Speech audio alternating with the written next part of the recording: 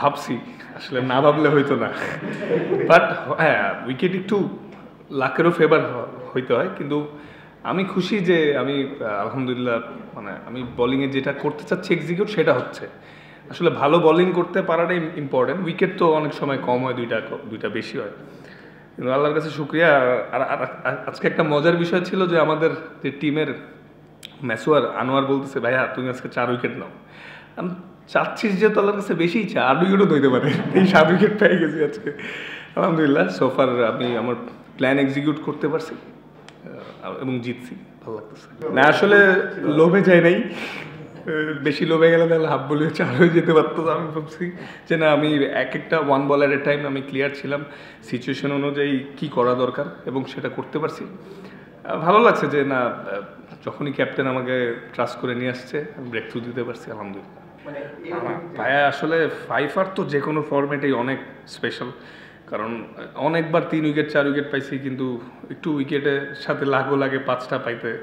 আলহামদুলিল্লাহ এটা আমার জন্য একটা বড় পাওয়া, এবং যেহেতু আমি বাংলাদেশের ছেলে বিপিএল একটা হিস্টোরিতে আমার নাম থাকবে খেলা ছাড়ার পরও, এটা আমার জন্য একটা বড় প্রাউড।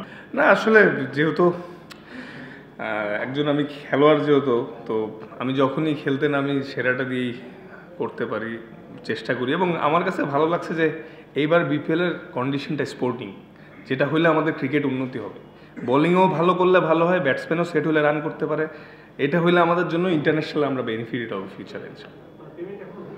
ও না ওইটা এখনো বলছে যে একটা টাইম নিছে 3-4 দিনের মধ্যে, তো আমাদের ওই টাইম তো যেহেতু নিছে ট্রাস্ট করা উচিত। আসলে হ্যাঁ একটু চ্যালেঞ্জিং, বিকজ লুজ বলের মানে করে মাপ পাওয়া যাচ্ছে না, মার্জিন ছোট। এতে আমাদের বলারদের জন্য ভালো, ব্যাটসম্যানদের জন্য ভালো, কারণ বেটার এক্সিকিউশন করতে হবে। এবং নিউ বলেও ব্যাটসম্যানের জন্য প্রথম 2-3 ওভার একটু চ্যালেঞ্জ থাকতেছে, দেন আস্তে আস্তে যত সময় যাচ্ছে ফ্ল্যাট হচ্ছে বা ব্যাটে সুন্দর আসতেছে। তো এখানে ব্যাটিং বোলিং দুইটাতেই অ্যাডভান্টেজ, যেটা আমাদের সামনে আমরা ফ্ল্যাট ডেকেই খেলতে যাচ্ছি পাকিস্তানে এবং দুবাই চ্যাম্পিয়ন্স ট্রফিতে, আশা করি এটা কাজে দিবে আমাদের। আর এমন উইকেটে খেললে ভালো, কারণ আমরা তো সচরাচর ফ্ল্যাট উইকেটগুলোই কম খেলি, ইন্টারন্যাশনালে যে পাই তখন সামটাইমস দেখা গেছে আমাদের অ্যাডজাস্ট করতে একটু প্রবলেম হয়। তো এরকম সবসময় যদি থাকে আমাদের জন্য ভালো হবে। না আসলে দিন শেষে আমি যখন ভালো করি বা উইকেট পাই, আমার ছেলে আমার বাবা এরা অনেক খুশি হয়। তো ডেফিনেটলি ওদের সাপোর্টটাও আমার একটা ইন্সপিরেশন, যে কারণ আমি যেদিন ভালো বোলিং করতে পারি না ওই দিন তাসফিন অনেক মন খারাপ করে, তো আজকে আমি শিওর অনেক খুশি, তো এটা তাসফিনের জন্যই। না সবাই অনেক খুশি, সবাই বলতেছে যে ওরা যেরকম স্টার্ট পাইছিল উইকেট না নিতে পারলে হয়তো রান 200 প্লাসও হইতে পারতো, কারণ উইকেট তো ফ্ল্যাট দেখলেনি যে ব্যাটসম্যান সেট হয়ে গেলে রান করতে পারে আলহামদুলিল্লাহ। আর জি আসলে আমি মনে করি যে আমার সত্যি কথা বলতে দেওয়ার সময় এখন শুরু হয়েছে, কারণ এত বছর আমার বোর্ড সাপোর্ট করছে, এক্সপিরিয়েন্স হয়েছি আমি, তো সিচুয়েশন বেটার, গেম অ্যাওয়ারনেসগুলো ভালো হচ্ছে।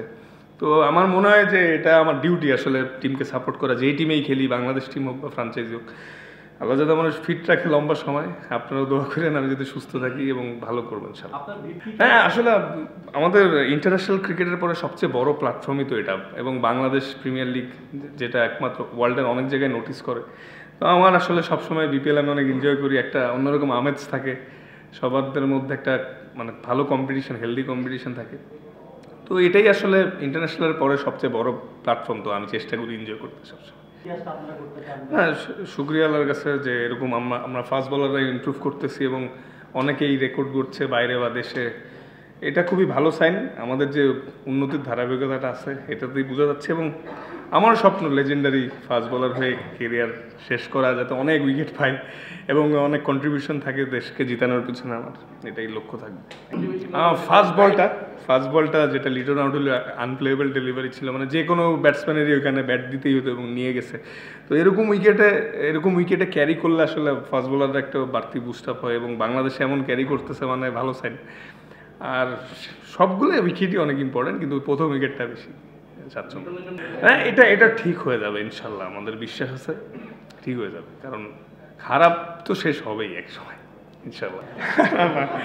এগুলো আসলে মানে না আমি জাস্ট এমন যদি একদিন তো মাইর খাইতেই পারি, তাহলে খাইলে এটার জন্য হবে এমন কিছু না, এটা জাস্ট এমনি আমার বাবার ছোটবেলার একটা ছবি দেখতেছিলাম, দেখলাম সে মোচ সোচ রাখা, বললাম এবার আমি একটু রেখে দেখি কিছুদিন কেমন লাগে, এটাই আর কিছু না, নাথিং এমন কোনো না। আর আমি সুপারস্টিশন তেমন বিশ্বাসও করি না, সব তো আল্লাহর রহমত থাকলেই হবে।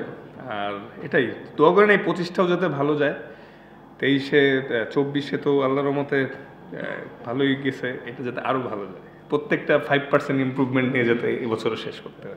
হ্যাঁ হ্যাঁ, আজকে মানে হয়তো ওরা ফ্ল্যাট উইকেট,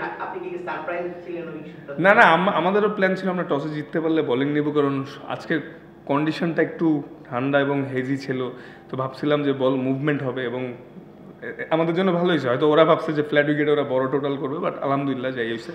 তো অ্যাজ এ বলার হিসাবে সবসময় টসে জিতে সব বলাররাই বাড়তি অ্যাডভান্টেজ নিতে চায়, তো আমরা উইকেটও হেল্প পাইছি প্লাস এক্সিকিউটও করতে পারছি। না আসলে ওভারঅলি কিন্তু এবার বিপিএলটা অনেক এনজয় করছে, অনেক ক্রাউড আসতেছে, সবাই সাপোর্ট করতেছে, প্লাস মানে ওভারঅলি আমি লাস্ট 3-4 বছরের থেকে এবছর বিপিএলটা এনজয় করছি, প্লাস উইকেটও ফ্রেন্ডলি একটু হেল্প পাচ্ছি। মানে মাথার মধ্যে ওই জিনিসটাই আছে যে এক্সিকিউট আমার করতে হবে, নয়তো বাউন্ডারি হতে পারে। তো ওভারঅলি একটা দারুণ বিপিএলের মানে এবং দর্শকদেরকেও থ্যাঙ্কস যে সবাই এসে সাপোর্ট করতেছে আমাদের। Thank you.